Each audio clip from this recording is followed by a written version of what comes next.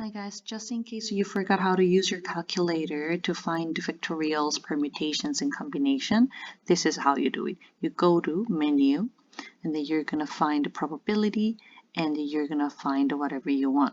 So let's try permutations first. If you want to know 5p2, for instance, you're going to click 5 here, and then you're going to click comma, which is right below pi, and then click 2, which is your r, enter. Okay, and CR is going to be the same way. You're going to go to combination number 3, and then you're going to click, for instance, 5 and comma 2.